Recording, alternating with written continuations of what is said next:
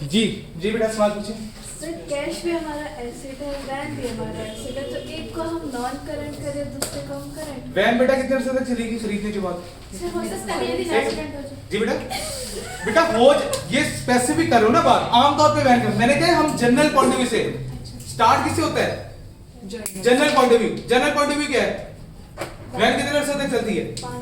5-10 साल चलती है। जनरल हमने अभी जनरल जब तक मैंने कहा जनरल से स्पेसिफिक वाली बात में कोई स्पेसिफिक बात ना कर दे तब तक स्पेसिफिक पे नहीं जाना। ठीक होगी ना बात? स्पेसिफिक पे नहीं जाना।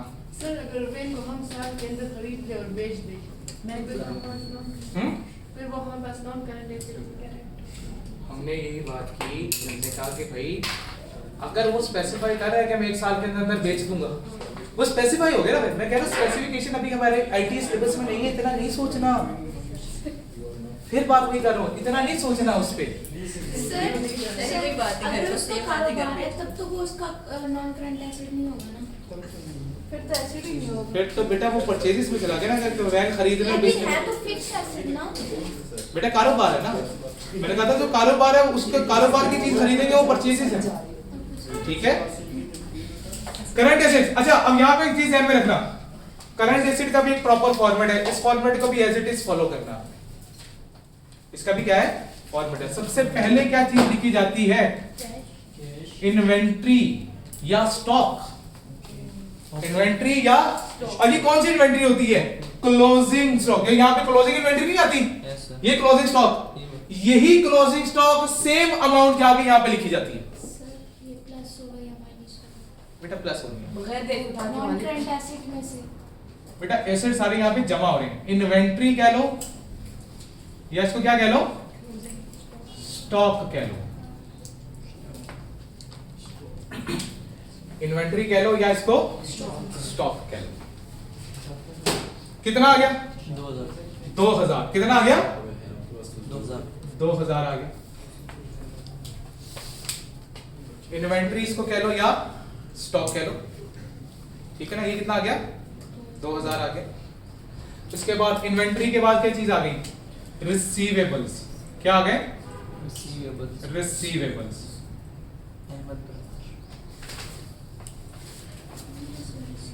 रिसीवेबल्स कितने हो गए भाई? रिसीवेबल्स के बारे में बता दो। रिसीवेबल्स हैं। अहमद ब्रदर्स। अहमद ब्रदर्स से मैंने पैसा लेना कैसे पता लगा? डेबिट साइड डेबिट साइड में लिखा हुआ है। डेबिट साइड में जो चीज होती है मेरा एसेट है। उससे पैसा मैंने अगर क्रेडिट साइड पे लिखा होता तो मैंने उसे पे करना होता। ठीक है ना। तो डेबिट साइड पे लिखा हुआ है तो रिसीव करना है। कितना? 1130। अच्छा सर अगर 2-3 होते रिसीवेबल तो एक साथ लिखती वो सारे एक दिन आ जाते हैं। वो सारे रिसीवेबल्स ऐड होते हैं और वो सारे एक ही जगह लिखे जाते हैं। उसको फिर अलग बनता है। वो अलग करेंगे बात उसके बारे में। रिसीवेबल्स के बाद क्या आ जाएगा? इन्वेंट्री आ गई। रिसीवेबल्स का दूसरा नाम डेटर्स। रिसीवेबल्स का दूसरा नाम डेटर्स। ओके। रिसीवेबल्स के बाद क्या आ जाएंगी? Pre payments. अब इसमें हमारे पास प्रीपेमेंट आएगा। प्री बिल्कुल प्री पेमेंट्स क्या जो मैंने एडवांस में पे कर दिए। कोई प्री पेमेंट्स मौजूद है? Yes sir. रेंट के नाम पर है। कितना? 100 680। ओके 680। क्या हो गया? फट गई। गुस्सा कर रहे हो तुम लोग तो? इतना गुस्सा नहीं करना। मासूम साथ में भाई क्या हो गया?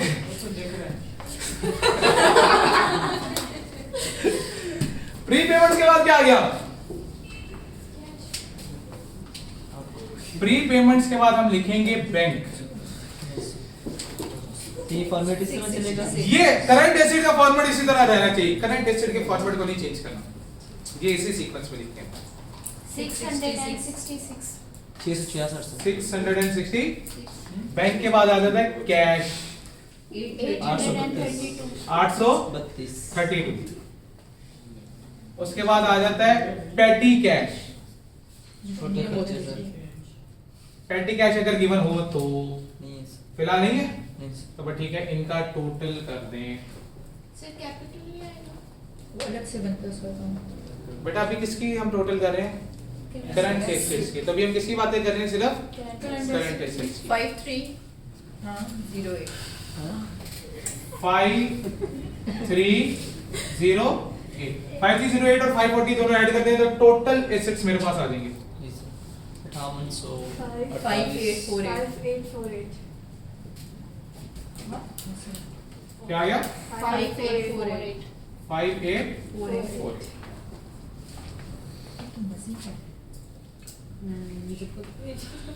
ओके हो गई बात कोई मसला छोटे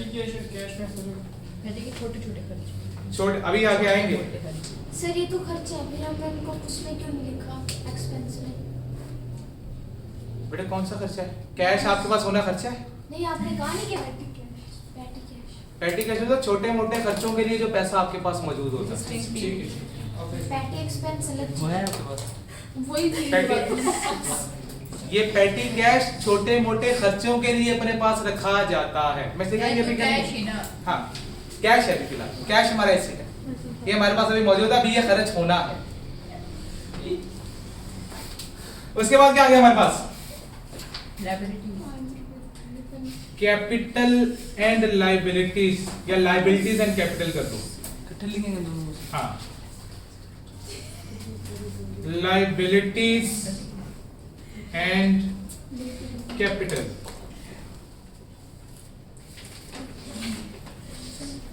liabilities and capital 1200 liabilities and capital सबसे पहले कि liabilities में क्या आएगी non current liabilities non current sir same ऐसे करंट एसेट और नॉन करंट एसेट जैसे ट्रीटमेंट होगा जी बेटा नॉन करंट एसेट जो नॉन करंट लाइबिलिटीज हैं जो 1 साल से ज्यादा अरसे में पे होनी ठीक है उसमें क्या आ जाता है लॉन्ग टर्म लोन्स आ जाते हैं ठीक है कोई लॉन्ग टर्म ऐसा कोई लाइबिलिटी होती है वो आ जाती है फिलहाल कोई सवाल में मौजूद है नहीं फिलहाल कोई भी सवाल में मौजूद नहीं है तो अभी कुछ भी नहीं लिखेंगे ठीक है फिर उसके बाद क्या आ जाएगी करंट लाइबिलिटीज आ जाएंगी क्या आ जाएगी करंट लाइबिलिटीज आ जाएंगी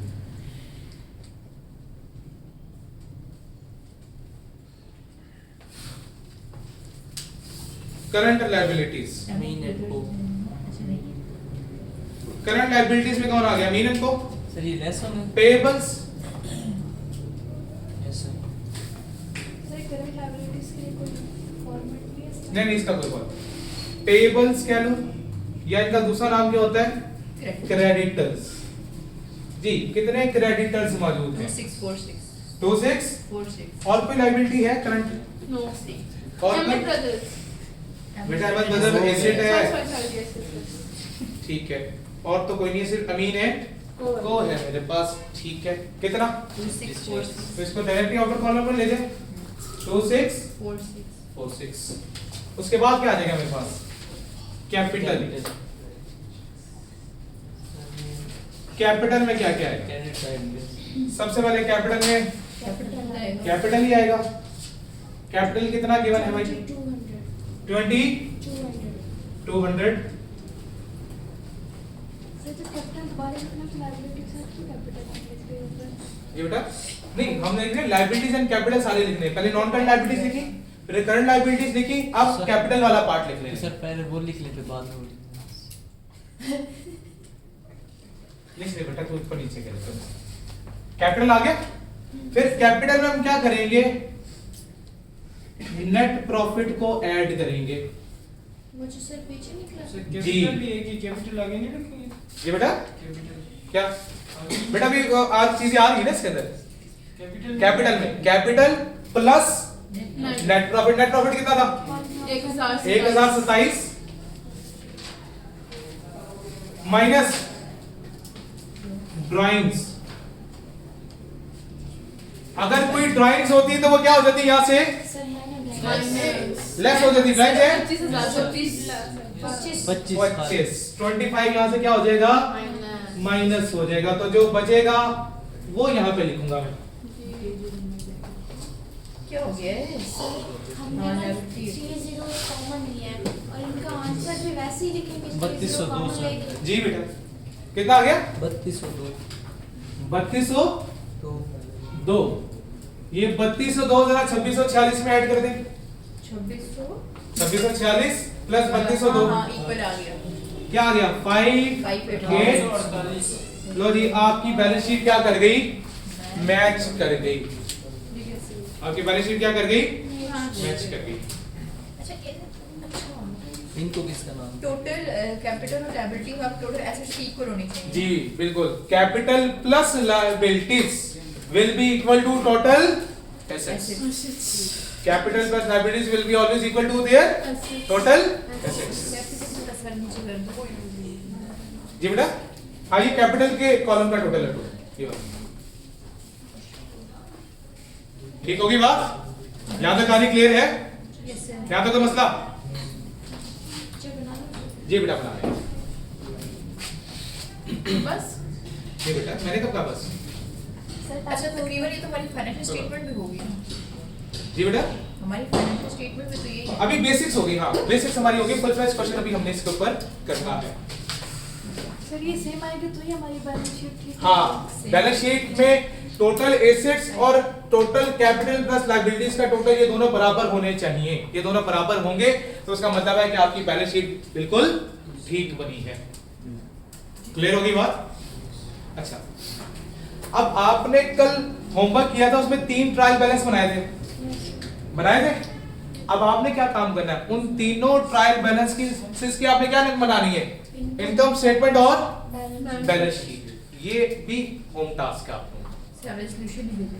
जी बेटा जी बेटा वो आ जाएगा इंशाल्लाह। आज रात तक आपका जो सॉल्यूशन होगा वो आपको मिल जाएगा। उन्हीं 3 क्वेश्चंस की। जी बेटा उन 3 क्वेश्चंस का जिनका कल हमने ट्रायल बैलेंस बनाया था, आज हमने उनकी इनकम स्टेटमेंट और बैलेंस शीट बना ली। सर बस इतना नहीं बेटा पढ़ा रहा हूँ अभी। रिवाइज करवा रहे हैं। जी बेटा income statement revise. Income statement में सबसे पहले क्या आएगी, सेल्स। सेल्स में से क्या होगा, सेल्स रिटर्न माइनस हो जाएगी, ठीक है। फिर उसके बाद क्या होगा, less cost of sales. Sir ये पूरा ऐसे ही होना चाहिए। ये पूरा ऐसे यहां तक मैंने कहा था अदर इनकम तक सेम फॉर्मेट है। सर ये चीजें हमने याद कर ये हाँ बेटा ये तो समझ लो, याद ही कर लो ना किसी तरह, क्योंकि इनका फॉर्मेट यही रहेगा। अभी ये R1 में ना उसका कैरेज आउटवर्ड कहां जाएगा? हाँ वहां पे अभी तो गिवन होंगे ना तुम लोगों के पेपर में, अभी तो बेशक याद ना करो, लेकिन R1 के लिए इंपॉर्टेंट होगा। वैसे आपको पता होना चाहिए। उसमें डिस्काउंट अलाउड। जी बेटा डिस्काउंट अलाउड। Discount allowed. अच्छा अब डिस्काउंट अलाउड के हवाले से ना अभी तक 2 चीजें, ठीक है। असल में पुराने स्टैंडर्ड्स कुछ और कहते थे, नए स्टैंडर्ड कुछ और कहते हैं, ठीक है। हाँ डिस्काउंट अलाउड बेसिकली क्या होता है, सेल्स में से माइनस हो जाता है अब नए स्टैंडर्ड के मुताबिक, ठीक है। लेकिन जो पुराना स्टैंडर्ड था उसमें डिस्काउंट अलाउड आपका एक्सपेंसेस में जाया करता था, ठीक है ना। और डिस्काउंट रिसीव वो आपकी अदर इनकम हुआ करती थी, ठीक है। उधर से हाँ अब उधर से होती है, ये बात बिल्कुल ठीक है। सर और कैरेज आउटवर्ड? जी कैरेज आउटवर्ड कैरेज आउटवर्ड बेटा अदर एक्सपेंसेस का पार्ट है।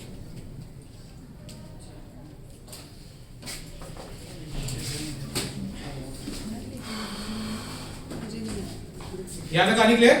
यहां तक कोई मसला? ठीक है अब आगे बात करें लेकिन हम कैपिटल और रेवेन्यू एक्सपेंडिचर। अब किसकी बात करने लगे, capital and revenue expenditure.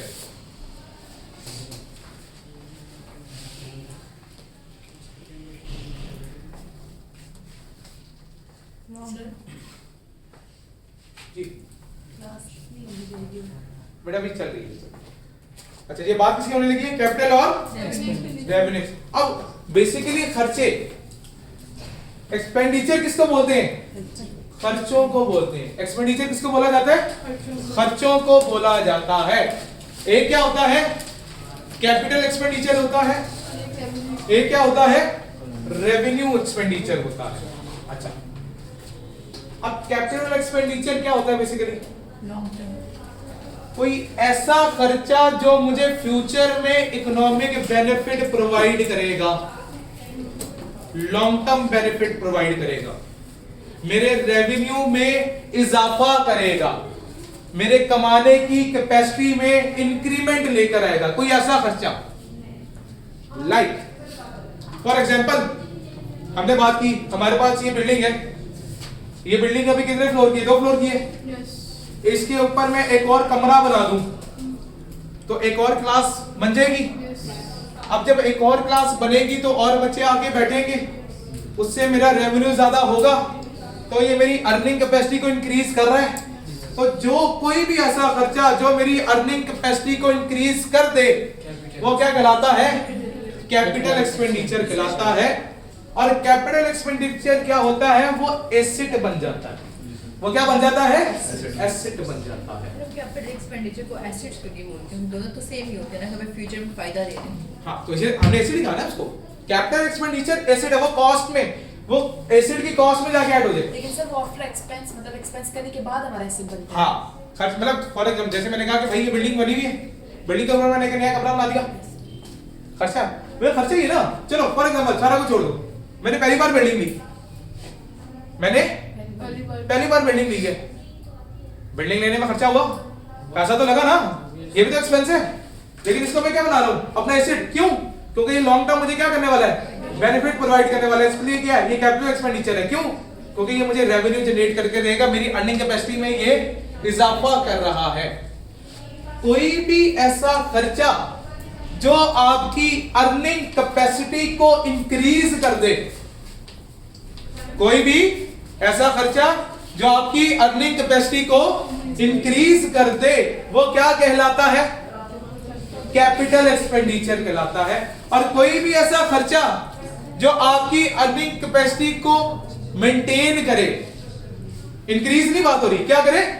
Maintain करे, यानी कि जितना हम कमा रहे थे उतना कमाते रहे, तो ऐसा खर्चा क्या कहलाएगा? Revenue expenditure. जो मेरी अर्निंग कैपेसिटी को क्या करे? मेंटेन रख रहा है। मेंटेन का मतलब उतना ही रख रहा है, कोई इजाफा नहीं लेकर आ रहा। पहले भी 100 रुपए कमा रहा था, अब भी 100 रुपए कमाऊंगा, ठीक है। मेरी अर्निंग कैपेसिटी में कोई फर्क नहीं पड़ा, हाँ, मतलब नॉर्मल खर्चे, ठीक है ना। जो मेरी अर्निंग कैपेसिटी को बढ़ा नहीं रहे बल्कि क्या कर रहे हैं? मेंटेन कर रहे हैं, वो क्या कहलाता है? रेवेन्यू एक्सपेंडिचर कहलाता है। और रेवेन्यू एक्सपेंडिचर एक्सपेंस आउट होता है, वो एक्सपेंसेस में लिखा जाता है। सर अभी कैपिटल एक्सपेंडिचर होता है तो भी बाद में जाकर हमारा मतलब बैलेंस नहीं हो जाता, मतलब क्या मतलब? बात की मुझे बात की नहीं समझ आई। देखिए सर, कैपिटल एक्सपेंडिचर हो गया, जैसे हमने बिल्डिंग ले ली, उसके बाद से हमें फायदा हो रहा है, उससे इनकम आ रही है, तो वो इनकम आगे जाके मतलब वो नहीं हो जाएगी क्या क्या कहा? मतलब क्या? ये क्या है? सर रेवेन्यू एक्सपेंडिचर हमारा क्या है? बेटा हमने कहा रेवेन्यू एक्सपेंडिचर ऐसा खर्चा जो मेरी अर्निंग कैपेसिटी को मेंटेन रखे, ठीक है, यानी हम 100 कमा रहे हैं तो 100 कमाते रहे, ये ना हो के 100 से कम हो जाए। यानी कि सर हमने जैसे बिल्डिंग ले ली, हाँ, फर्स्ट टाइम तो हमें ज्यादा इनकम मिली है, लेकिन बाद में वो इनकम फिक्स नहीं हो जाएगी। तो बाद में तो होगी। तो अभी क्या मैंने दोबारा बिल्डिंग खरीदी? अब बिल्डिंग भी तो एक ही बार खरीदी ना, तो जब जिस टाइम खरीदी थी उस टाइम मैंने एसेट बना दिया उसे, क्योंकि उस टाइम तो मेरी अर्निंग कैपेसिटी क्या थी? 0। बिल्डिंग खरीदने के बाद अर्निंग कैपेसिटी बनी, तो बिल्डिंग खरीदते वक्त जब वो खर्चा किया उस वक्त उसने मेरी अर्निंग कैपेसिटी को बढ़ाया या मेंटेन किया? अगर तो उसने मुझे मेरी अर्निंग कैपेसिटी को बढ़ा दिया तो क्या हो गया? Capital expenditure. तो बढ़ा दिया था ना उस वक्त, तो उस जब मैंने वो खर्चा किया, यानी उस टाइम वो कैपिटल एक्सपेंडिचर होगा, उसके बाद नहीं होगा। हो गया ना, बस क्या बार बार क्या बिल्डिंग हो गई, लिखी गई बिल्डिंग, तो बिल्डिंग बन गई। सर फिर वो रेवेन्यू एक्सपेंडिचर बन जाएगा। क्यों बन जाएगा बेटा? हमने दोबारा खर्चा किया बिल्डिंग के ऊपर, हाँ, लेकिन अगर मैं ये कहूँ हाँ भाई बिल्डिंग की रिपेयर करवाई मैंने, अब मैंने नया खर्चा किया ना कोई, बिल्डिंग रिपेयर से क्या मेरी अर्निंग कैपेसिटी बढ़ेगी? जो रेवेन्यू एक्सपेंस होगा। कैसे भाई? फॉर एग्जांपल मैंने इस कमरे का पेंट खराब हो गया था, मैंने पेंट ठीक करा दिया, तो क्या मेरी अर्निंग कैपेसिटी इंक्रीज हो गई? रेवेन्यू एक्सपेंस है ना, ये रेवेन्यू एक्सपेंडिचर है, ठीक है सर। बाद की खर्चे, वो तो खर्चा हो गया एक बार, बस वो तो खर्चा हो गया। तो कोई भी ऐसा खर्चा जो मेरी अर्निंग कैपेसिटी को इंक्रीज करते हैं, इसलिए एक बात की जाती है, टीचर अक्सर एक बात करते हैं, कोई भी नया एसेट जब खरीदने जाते हो उसको खरीदने में जो जो खर्चे होते हैं वो सारे के सारे कैपिटलाइज होते हैं। क्यों? क्योंकि वो आपकी अर्निंग कैपेसिटी को बढ़ाते हैं। जब तक वो चीज आपके पास आई नहीं थी, आपकी अर्निंग कैपेसिटी तो 0 थी, जब वो चीज आएगी, इस्तेमाल होगी, तो अर्निंग कैपेसिटी इंक्रीज होगी, अर्निंग कैपेसिटी इंक्रीज होगी, वो आपका क्या हो गया? कैपिटल एक्सपेंडिचर हो गया, ठीक है। मतलब रेवेन्यू ठीक होगी बात? लाइक फॉर एग्जांपल मैंने कहा भाई मैं एक प्लांट लेकर आया, मैं एक मशीनरी लेकर आया, मशीनरी लाऊंगा तो यूनिट्स बनेंगे। जब तक वो मशीनरी नहीं आई थी क्या मेरे यूनिट्स बन रहे थे? मेरे यूनिट्स नहीं बन रहे थे। तो भाई वो मशीन आएगी तो वो यूनिट्स बनाएगी तो मेरे क्या होगा, रेवेन्यू बढ़ेगा, अर्निंग कैपेसिटी बढ़ेगी। तो मशीन पहली दफा खरीद के लेकर आ गया, वो मशीन खरीदना कैपिटल एक्सपेंडिचर। अच्छा अभी मशीन खरीदी, हो सकता है मैंने मशीन के ऊपर कोई टैक्सेस पे कर दी हूं, मशीन के ऊपर मैंने कोई टैक्सेस पे कर दी हूं। तो एक चीज याद रखना, ये नॉन करंट एसेट्स, क्योंकि ये क्या बनता है आमतौर में कैपिटल एक्सपेंडिचर क्या बनता है आपका, non current asset. Capital expenditure आमतौर पे आपका क्या बनता है, नॉन करंट एसेट। वो क्या करता है आपको फ्यूचर में इकोनॉमिक बेनिफिट देता है। तो जब तक वो non current asset available for use ना हो जाए, क्या अवेलेबल फॉर यूज ना हो जाए, यानी कि जब तक वो मेरे इस्तेमाल में ना आए तब तक जितने खर्चे उसके ऊपर करोगे वो सारे के सारे कैपिटल एक्सपेंडिचर हैं, क्योंकि अभी तक उसने कमाना शुरू किया ही नहीं, मेरी अर्निंग कैपेसिटी अभी तक बढ़ी है ही नहीं। तो जो भी खर्चे करूंगा वो सारे के सारे कैपिटलाइज होंगे।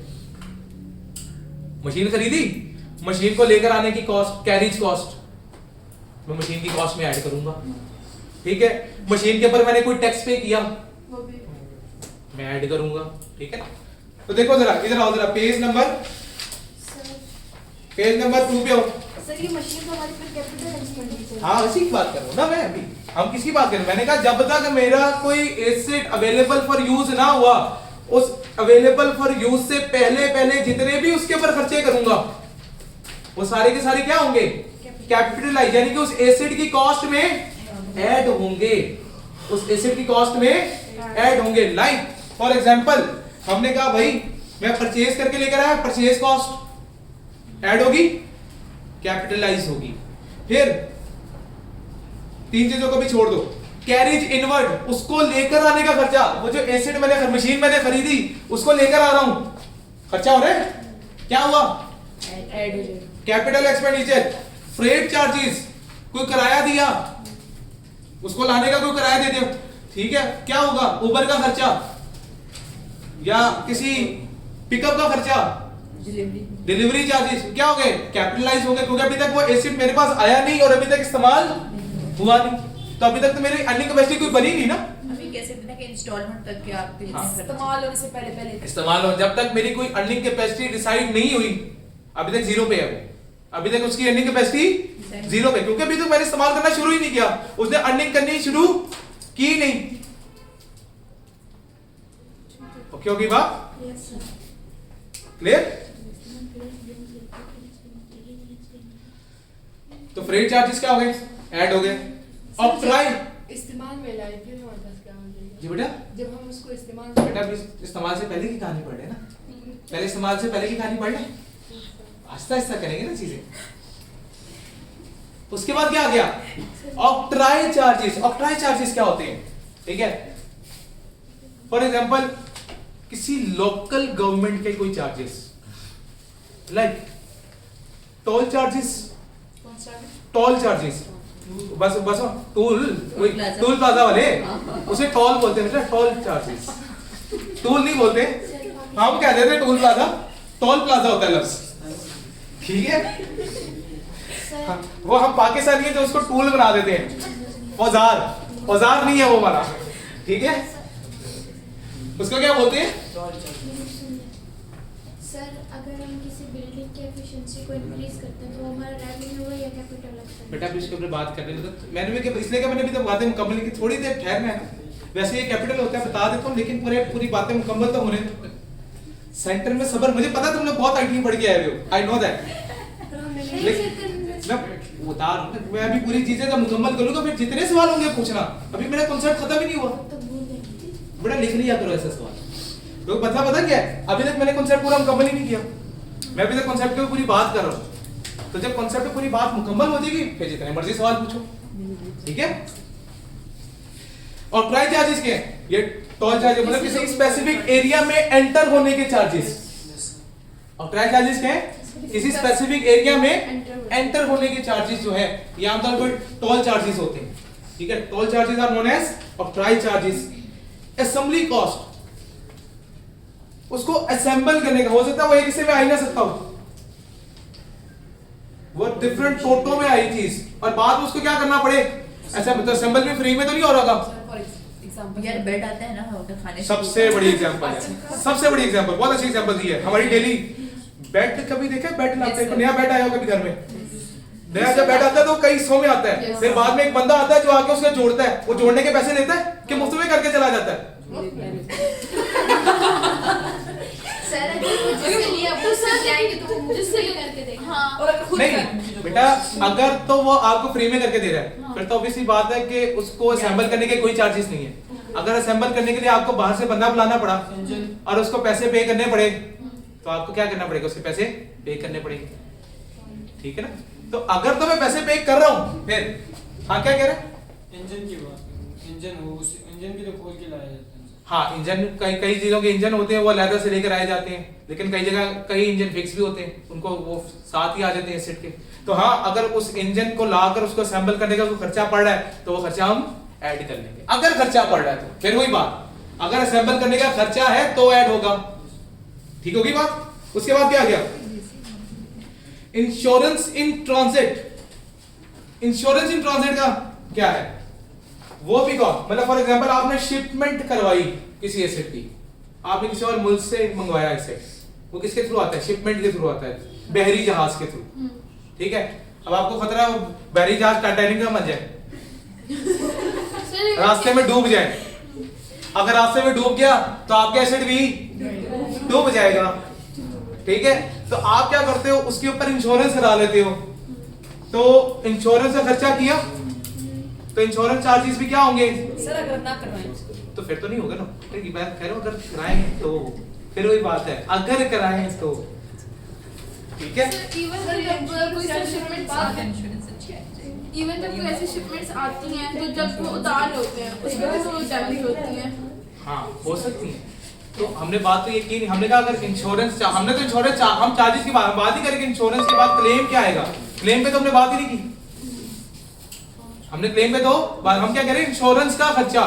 सर बात सुने, आपने कहा ना कि अगर हमारा मतलब चीज मेरा वो इंश्योरेंस ना कराए, तो अगर हम इंश्योरेंस करा दें हमारा सामान इस तरह मतलब डूब वगैरह जाए तो वो हमें कंपनी देती ना, वो फिर कंपनी, इंश्योरेंस कंपनी जो है उसके ऊपर फिर आपको पैसे देती है, वो बात की कहानी है, हम उसकी बात ही करें, अभी खर्चे की बात करें सिर्फ, क्या चीज कॉस्ट का हिस्सा बनेगी, हम सिर्फ किसकी बात करें, कौन सी चीज कॉस्ट का हिस्सा बनेगी। फिर clearing agent charges, court charges को देने पड़ते हैं, किसी किस्म के कोई कोर्ट चार्जेस क्या होंगे, ऐड होंगे, ठीक होगी बात। फिर बेटा समझ लो ना, इन शॉर्ट आसान लफ्जों में मैंने क्या बात की, एसिड को इस्तेमाल करने से पहले कोई भी खर्चा किया, यानी कि नया एसिड लेकर आ रहे हैं, नया एसिड जब तक इस्तेमाल नहीं हुआ, अवेलेबल फॉर यूज नहीं हुआ, उससे पहले उसके ऊपर जो भी खर्चे कर रहे हैं कॉस्ट में वो सारी कॉस्ट में ऐड होंगी, वो सारे के सारे क्या होंगे, कैपिटल एक्सपेंडिचर। फिर क्या आ गया, टेस्ट कॉस्ट, हमने कोई वैसी यूनिट टेस्ट किए कि भाई ये चीज सही बनाता भी है कि नहीं, ठीक है ना, मशीन सही आई भी है कि नहीं, तो फिर क्या होगा, वो भी खर्चा, कुछ यूनिट्स बनाए ना मैंने टेस्ट करने के लिए, वो टेस्ट कॉस्ट भी क्या होगी, उसमें ऐड होगी। फिर क्या आ गया, non refundable taxes, non adjustable taxes या नॉन क्लेमेबल चार्जेस, जो मुझे क्लेम नहीं होंगे, वो खर्चे क्या हो गए, ठीक है, वो भी ऐड करेंगे, लेकिन अगर रिफंडेबल होंगे तो वो ऐड नहीं करने। फिर क्या आ गया, रिप्लेसमेंट ऑफ पार्ट, क्या आ गई, रिप्लेसमेंट ऑफ पार्ट। अच्छा अब ये एक्सेप्शनल केस है, कोई नया कोई एसिड मैंने रिप्लेस कर दिया, यानी कि बिल्कुल ही कोई नई चीज लेकर आया, उसके अंदर कोई काम नहीं करा ना, अब वो एक किस्म का नया एसिड है, अब अगर मैं उसको ठीक करता, रिपेयर करता, वो नहीं, अब रिप्लेस का मतलब क्या है, चेंज कर दिया। अब कई जहनों में सवाल आ जाता है, सर पुराने एसिड से भी तो 500 यूनिट बना रहे थे, नए एसिड से भी 500 बना रहे हैं, तो ये तो अर्निंग कैपेसिटी इंक्रीज नहीं हुई। नहीं, हमने ये बात नहीं की, हमने क्या बात की, नया एसिड अगर आ जाए, सिर्फ उस एसिड के वाले से बात हो रही है, अगर वो एसिड, क्योंकि नया एसिड नई अर्निंग कैपेसिटी बनाएगा, उस पुराने जो नया एसिड लेकर आ रहे हैं वो तो पहले इस्तेमाल ही नहीं हो रहा था, तो वो तो कोई अर्निंग कैपेसिटी बना ही नहीं रहा। ठीक है, जो आपने पुराने एसेट लिखा है उसको तो आपने हाँ पुराने के हिसाब से बात नहीं करेंगे हम उसके उस हवाले से बात करें जो चीज आई है, ठीक है ना, वो जो चीज आई है। इसे रिप्लेसमेंट इज एन एक्सेप्शन, इस तरह एज्यूम करो रिप्लेसमेंट इज एन एक्सेप्शन, उसमें नहीं हम देखेंगे रिप्लेस हो रहा है तो वो है ही क्या, कैपिटल एक्सपेंडिचर है। नया एसेट है ही क्या, कैपिटल, चाहे वो रिप्लेस हो के क्यों ना, replacement is a capital expenditure. Clear होगी बात। फिर क्या गया, साइट प्रिपरेशन कॉस्ट, मुझे पहले साइट प्रिपेयर करनी पड़ी, मतलब फॉर एग्जांपल वाटर बॉयलर, वो क्या नाम है, राइस बॉयलर के लिए। हाँ कह सकते हो, या ऐसी भी बात हो सकती है। दूसरी हम क्या बात कर सकते हैं, फॉर एग्जांपल मैंने पेट्रोल पंप खोला, तो पहले तो पेट्रोल पंप के लिए मुझे वो जगह तैयार करनी पड़ेगी, नीचे से पूरी खुदाई करानी पड़ेगी, सारे काम करने पड़ेंगे, फिर पेट्रोल पंप लगेंगे ना वहां पे, ठीक है ना, बैरल से बनाने पड़ेंगे मुझे बड़े बड़े नीचे। और अगर आपने बना बनाया लिया तो बेटा फिर तो उसके पैसे ही पे किए होंगे ना सारे के सारे, तो फिर तो कॉस्ट में ऑलरेडी शामिल होगी वो चीज। कोई ऐसा पागल तो होगा नहीं कि वो खुदाई करेगा और उसके पैसे भी नहीं लेगा और आपको मुफ्त में चीज दे देगा, ऐसा कोई भी नहीं होता। सर बिल्डिंग हाँ बिल्डिंग बनी बनाई लिए तो बिल्डिंग की कॉस्ट देता है ना, खाली जमीन की कीमत कम होती है, उसके ऊपर बिल्डिंग खड़ी हुई है तो उसकी कीमत ज्यादा होती है क्योंकि वो बिल्डिंग के पैसे लेना होता है। कोई एसेट वो रिमूव करते हो उसकी हाँ। कॉस्ट में शामिल होती है। बिल्कुल आगे आ रही है बात उसी की, ठीक है। डिसमेंटलिंग कॉस्ट, डिसमेंटलिंग क्या है, उसको खत्म करने का खर्चा। डिसमेंटलिंग क्या है, उसको खत्म करने का खर्चा, ठीक है ना।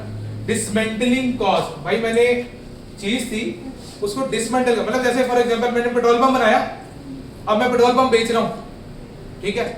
अब खरीदने वाले ने पेट्रोल पंप नहीं चाहिए था, उसको तो खाली जमीन चाहिए थी, मुझे पहले क्या करना पड़ेगा, वो जो पेट्रोल पंप के लिए मैंने खुदाई कराई थी वो वापस मुझे भरवानी पड़ेगी, भरवा के उसके उसी हालत में लाकर लाना पड़ेगा कि अगला उसको खरीद सके। जब तक वो खुदाई हुई भी है कोई खरीदने को तैयार ही नहीं है, तो मुझे क्या करना है, उसको डिसमेंटल करना है, पुराने हिस्से को सारे को खत्म करना है और उसको नए हिस्से से नए तरीके से उसको बनाना है, तो वापस उसी जगह पे लाने का खर्चा, वो भी क्या है, डिसमेंटलिंग कॉस्ट, वो भी खर्चा हुआ है ना। तो वो भी आज क्या करेंगे, हम ऐड कर रहे होंगे, वो भी क्या करेंगे, आज ऐड कर रहे होंगे, तो डिसमेंटलिंग कॉस्ट, ठीक है। लेकिन याद रखना एक चीज, डिसमेंटलिंग कॉस्ट की प्रेजेंट वैल्यू, एक चीज लिख लो वैसे ही, आमतौर पे जब सवाल साइलेंट हो तो वो जो डिसमेंटलिंग कॉस्ट होती है वो ऑलरेडी प्रेजेंट वैल्यू होती है। लेकिन अगर उसने ना देखो कि डिसमेंटल तो मैंने किसी फ्यूचर टाइम में जाके करना है ना, डिसमेंटल कब करना है, किसी फ्यूचर टाइम में जाके करना है, आज तो नहीं करना है बैठा, ठीक है। तो वो तो फ्यूचर में खर्चा होगा, पर हमने टाइम वैल्यू बनी, यानी कि क्यूएमएम ने ये बात पढ़ ली है कि उसकी कॉस्ट तो कॉस्ट तो आज बना रहा हूं ना मैं, कॉस्ट तो प्रेजेंट में उसकी करनी है काउंट, तो जो उसके फ्यूचर में जो भी कॉस्ट है उसकी क्या निकालनी पड़ेगी मुझे, प्रेजेंट वैल्यू। लेकिन प्रेजेंट वैल्यू कब होगी, जब उसने रेट ऑफ इंटरेस्ट दिया हो, अगर रेट ऑफ इंटरेस्ट नहीं दिया हुआ दैट मींस की प्रेजेंट वैल्यू में नहीं कैलकुलेट कर सकता, तो उसी डिसमेंटलिंग कॉस्ट को मैं प्रेजेंट वैल्यू कंसीडर करूंगा। सर अगर हमने इसको अभी एस्टिमेट मतलब एज्यूम कर लिया, हाँ। क्योंकि अभी तो हमने ये नहीं करना है, हमने बाद में जाके करनी है। अगर हमने इसको अभी एज्यूम कर लिया और जब हमने इसको फ्यूचर में किया तो तब वो ज्यादा होगी, तो वो तब भी कहानी है, हमें इससे मतलब नहीं है, हमें अभी किससे मतलब, हम सिर्फ अभी किसको देख रहे हैं, अभी हमने किसको देखना है, कॉस्ट ऑफ द एसेट। अभी मैंने कॉस्ट में क्या ऐड करना है, हमारे पास ये एस्टिमेटेड होता है वैसे भी, ये वैसे भी क्या है, क्योंकि फ्यूचर की कितनी कॉस्ट है कि वो मैं आज सही तरीके से कभी भी प्रिडिक्ट नहीं कर सकता, तो वो कभी भी एक्यूरेट नहीं होती फिर। Okay next, modification cost. अच्छा मॉडिफिकेशन क्या होता है, किसी चीज में मॉडिफिकेशन यानी कि उसके अंदर बेहतरी करना। जब किसी चीज में बेहतरी आएगी तो ऑटोमेटिकली क्या होगा, अर्निंग कैपेसिटी इंक्रीज होगी, कोई चीज बेहतर होगी तो अर्निंग कैपेसिटी इंक्रीज होगी ना उसकी। जब अर्निंग कैपेसिटी इंक्रीज हुई तो वो क्या हो गया, कैपिटलाइज हो गया। फिर उसके बाद क्या आ गया, any cost directly attributable to bringing the asset to the location and condition, और कोई भी किसी किस्म का कोई खर्चा आ गया उसको असल जगह पे लाने पे तो वो क्या होगा, कैपिटलाइज होगा। अच्छा, कौन से ऐसे खर्चे जो कैपिटलाइज नहीं होंगे, एक्सपेंस आउट होंगे, trade discount, cash discount, general overheads. Sir अगर उसको अपनी असल जगह पे लाया तो उससे अर्निंग कैपेसिटी तो इंक्रीज नहीं होगी ना। बेटा असल पहले उसको जगह पे लेकर आएंगे तो वो काम करना शुरू करेगा ना, मतलब वो काम कर रही है और हमने उसकी एफिशिएंसी बढ़ा दी है। हाँ तो एफिशिएंसी बढ़ा दी, अर्निंग कैपेसिटी नहीं बढ़ गई। एफिशिएंसी बढ़ाने का मतलब क्या है? अर्निंग कैपेसिटी इंक्रीज, मॉडिफिकेशन से क्या होता है, उसकी एफिशिएंसी बेहतर होती है। ठीक है, अब एफिशिएंसी किस किस चीज से बेहतर हो सकती है? ठीक है, हमने आपका अब ज्यादा एफिशिएंटली काम कर रहा है। पहले एक यूनिट 6 मिनट में बनता था, अब 5 मिनट में बन रहा है, तो मैं ज्यादा यूनिट्स बना पाऊंगा। ज्यादा यूनिट्स बनाऊंगा तो ज्यादा कमाई होगी, ज्यादा कमाई होगी तो ज्यादा पैसा आएगा, अर्निंग कैपेसिटी इंक्रीज होगी। अगर हम उस 5 को 5 ही रखें तो हम वापस मेंटेन वो मेंटेनेंस है, रेवेन्यू वो मेरा रेवेन्यू एक्सपेंडिचर। ओके होगी बात? Yes sir.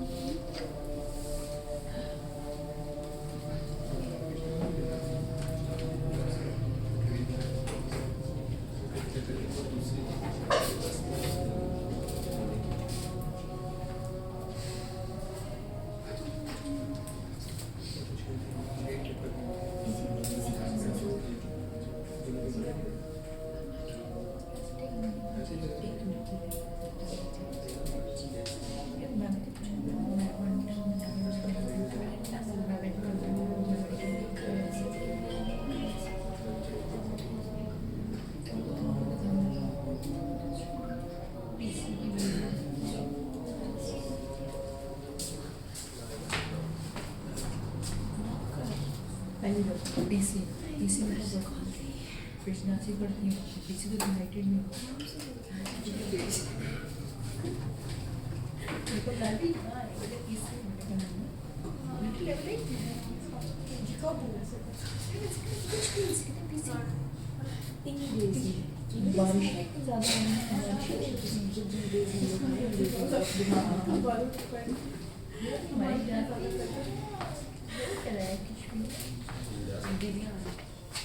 सर आपकी क्वालिफिकेशन सर एक को बताया था ना कि हमें इसकी क्लास में आप नीचे लिखी हुई है। पहले दिन मैंने ये बात की थी। अच्छा खैर, हम क्या बात कर रहे थे? अच्छा जी, ऑपरेटिंग जनरल ओवरहेड्स आ गए, अपोर्शनड ओवरहेड्स आ गए, कुछ स्टाफ ट्रेनिंग कॉस्ट है, ये मेरी अर्निंग कैपेसिटी को इंक्रीज नहीं करती। रिपेयर कॉस्ट है, रिपेयर तो उसी को ठीक कर रहे हैं ना, मेंटेनेंस में आ जाता है। मेंटेनेंस कॉस्ट, ओवरऑलिंग के कोई भी छोटे मोटे मसले हो गए हैं उसको ठीक कर दिया, ओवरऑलिंग कॉस्ट में आ जाता है। वारंटी कॉस्ट, ठीक है, एक होती है गारंटी, एक होती है वारंटी। तो वारंटी कॉस्ट पता क्या होता है? चीज खराब हो जाएगी, मैं इसको ठीक करके दूंगा, ठीक है, बदल के नहीं दूंगा। गारंटी क्या होती है? मैं बदल के दूंगा, एक साल की वारंटी। ठीक है। वारंटी होता है उसको ठीक करना, गारंटी होता है अगर चीज खराब होगी तो मैं इसको एक्सचेंज कर, ठीक होगी बात? सर गारंटी फिर उसमें आएगी कैपिटल में? नहीं, गारंटी है तो कॉस्ट ही ना। गारंटी क्या है कि मैं किसी चीज को, मतलब गारंटी कॉस्ट है कि भाई मैं खर्चा दूंगा, और गारंटी अब कोई देता ही नहीं है।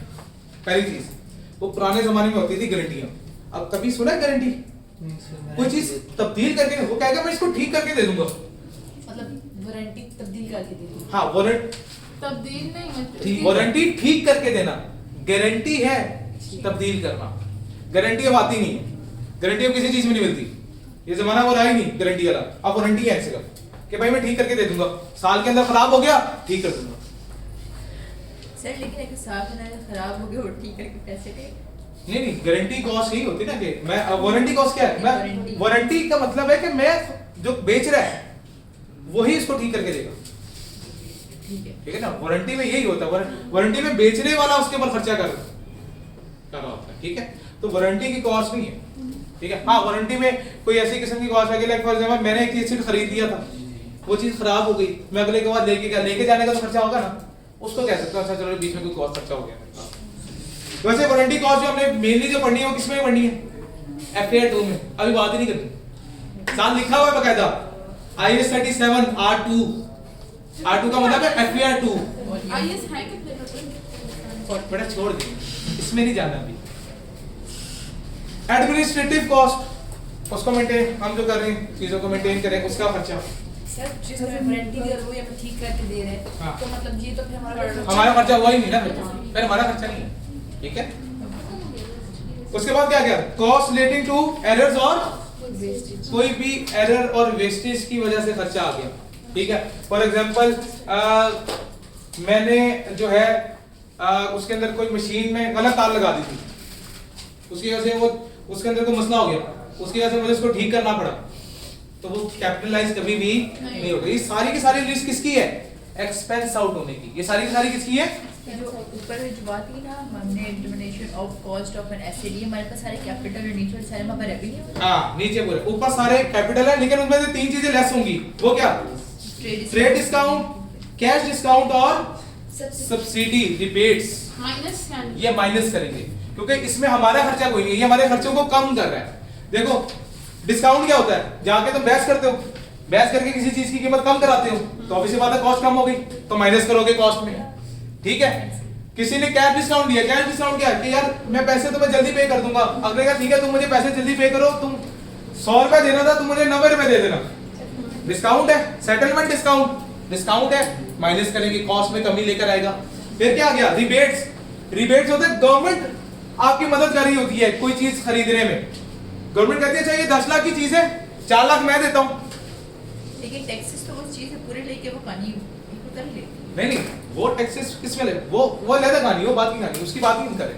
अभी हमने सिर्फ किसी बात की, हमने कहा गवर्नमेंट ने कहा भाई ये सिर्फ 10 लाख है, वो ऐसे लेकर आएगा हमारे मुल्क में काम करेगा, हमारे मुल्क की तरक्की होगी, गवर्नमेंट कह रहा है तुम लगाओ, तुम्हारे में इतना पैसा नहीं है, कोई मसला नहीं, 4 लाख मैं तुम्हें देता हूँ, 6 दे ठीक है 4 लाख मैं तुम्हें देता हूँ, 6 लाख तुम खर्च करो, जाके वो 10 लाख कैसे ले आओ। तुम कंपनी को कितने कैसे पड़ा हुआ, 6 लाख का, परचेज प्राइस तो उसकी कितनी थी 10 लाख, लेकिन उसमें से गवर्नमेंट ने कितने दिए, तो 4 में माइनस कर दूंगा। लेकिन जब वो मतलब यूजफुल हो जाएगा तो फिर गवर्नमेंट उससे मतलब वो वसूल नहीं करेगी। नहीं वो तो उसको वैसे ही मिल जाएगा ना, वो बाद में अर्निंग करेगा, प्रॉफिट कमाएगा, प्रॉफिट कमा के टैक्सेस बनेंगे, टैक्सेस में पे करेगा, बकायदा नहीं पैसे लेगा। गवर्नमेंट ग्रांट का मतलब है पैसे दे देना।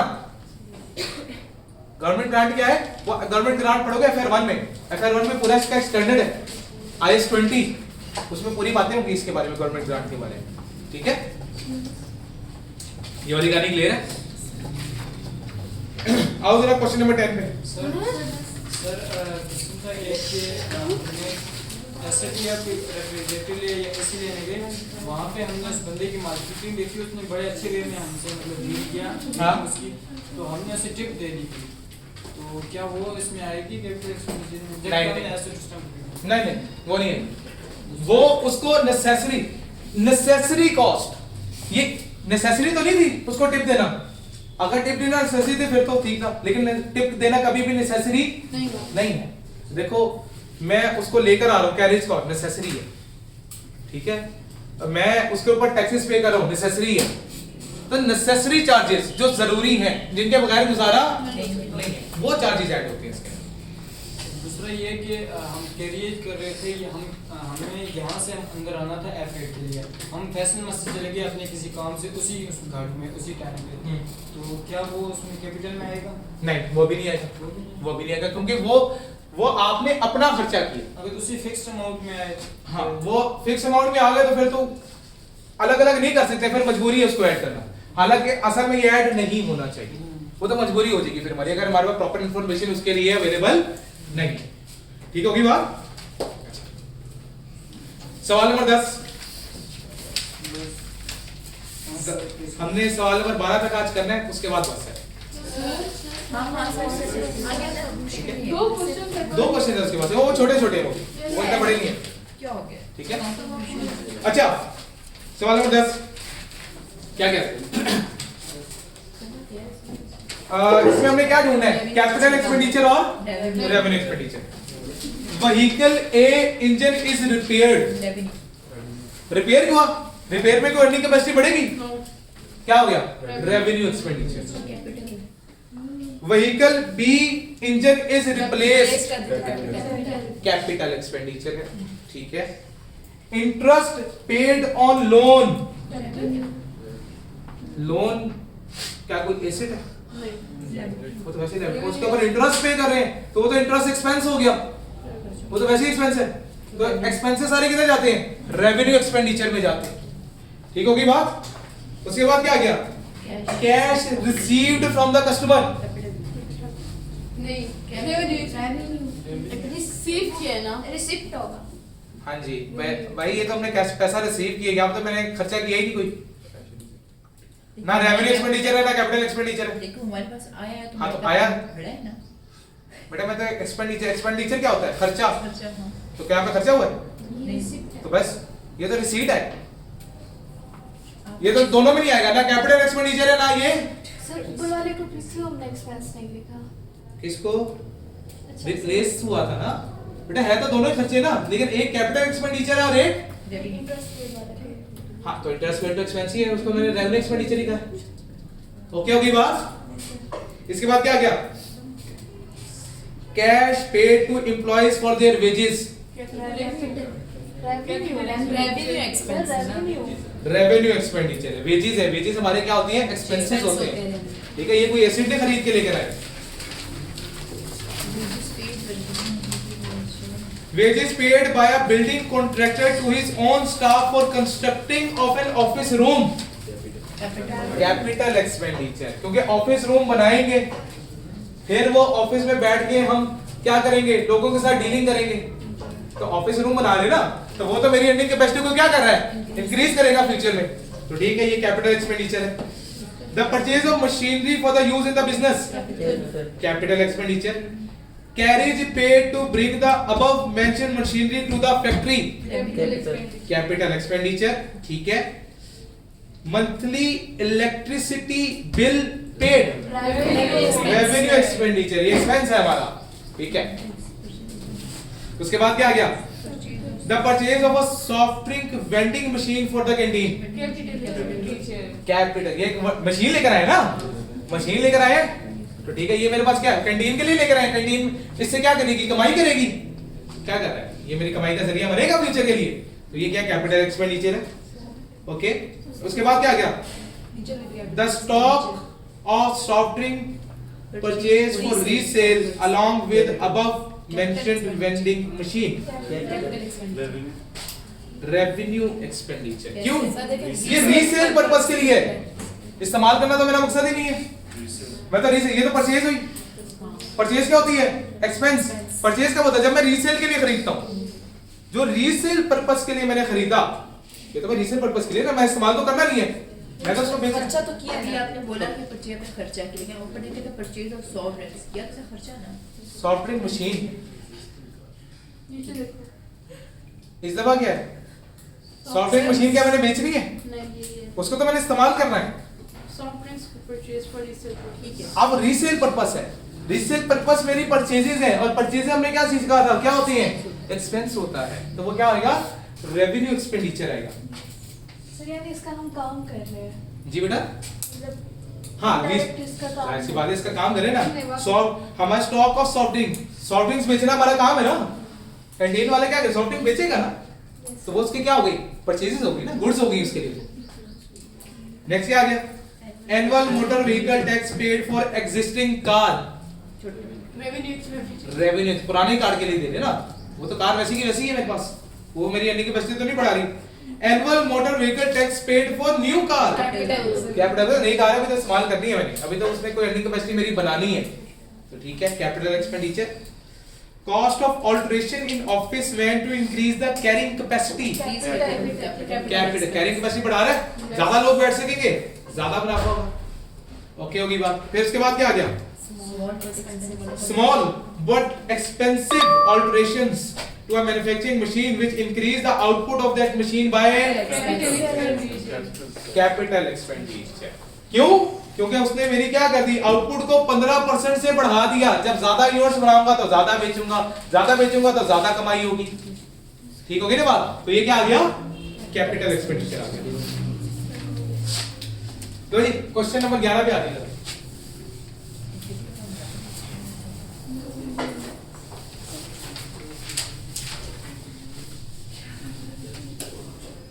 सवाल नंबर 11 क्या कह रहा है? रिक्वायरमेंट सबसे पहले पढ़नी है। सवाल की रिक्वायरमेंट क्या है? What is the cost of the machine in the entities machinery account. क्या कॉस्ट कंसीडर करेंगे? क्या कह रहा है? an entity purchased some heavy machinery. The invoice for the machinery showed the following items. क्या क्या आइटम्स आए हमारे पास? क्वेश्चन नंबर 11 क्या आ गया? Cost of the machine calculate कर रहे हैं. अमाउंट किस में? 1000 में. हाँ जी, उसकी कॉस्ट कितनी थी? 46,000. ये आ गई.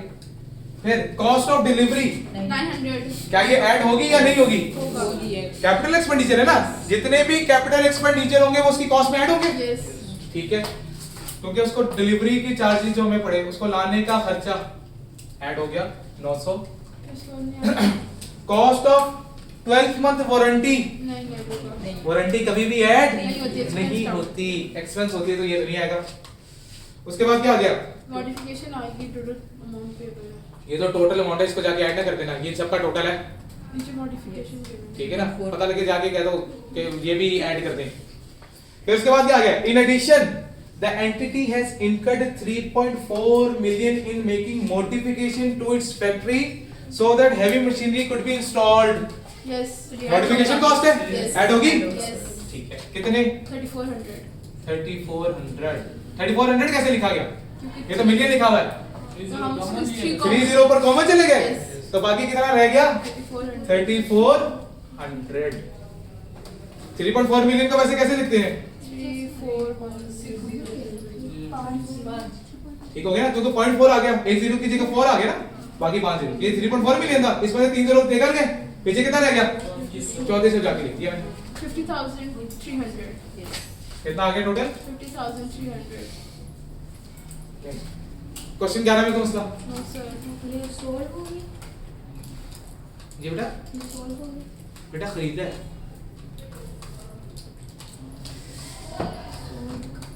हो गया. क्लियर होगी बात? Yes. तो कॉस्ट ऑफ द मशीन 46,000 नहीं लिखेंगे हम, कितने लिखेंगे? 50,000. 300. देखो जी, सवाल नंबर 12 पे आ जाओ. सवाल नंबर 12 में क्या कह रहे हैं? What amount should bear as the cost of premises in the entity statement of financial position as on 31 मार्च 2015. ठीक है, हमने क्या कॉस्ट ऑफ प्रीमिसेस काउंट करनी है? यस कॉस्ट ऑफ प्रीमिसेस निकालने लगो. इधर ध्यान. कॉस्ट ऑफ प्रीमिसेस क्या होती है? जो इसके अंदर उसका व्हाट इज प्रीमिसेस? जगह. जगह लिखिएगा प्रीमिसेस क्या है? कोई जगह. तो कॉस्ट ऑफ प्रीमिसेस कैलकुलेट करने लगे हम. जाने के कॉस्ट ऑफ प्रीमिसेस एक किस्म की बिल्डिंग कह लो. ठीक है ना, कोई जगह मैंने खरीदी, बिल्डिंग खरीदी, कोई लैंड खरीदी. प्रीमिसेस लैंड कह लो. चलो, प्रीमिसेस जगह खरीदी है मैंने, लैंड खरीदी मैंने. ठीक है, क्या आएगा? कहता है business required a new premises at a cost of 400 million. मैं रुपीस थाउजेंड्स में लिख रहा हूं यहाँ पे. तो कॉस्ट कितनी थी इसकी? 12000 4 लाख, क्योंकि 400 मिलियन था. मिलियन 400 के बाद 6 जीरोस आने थे, 3 जीरो यहाँ पे चले गए, 3 जीरो यहाँ पे रह गए. तो कॉस्ट आ गई उसकी 400 मिलियन. फिर 12,000 cost of initial adaptation of the building.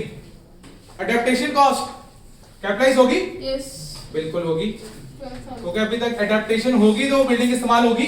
Yes तो अडेप्टेशन कॉस्ट कितनी? 12,000. अडेप्टेशन कॉस्ट कितनी? 12,000.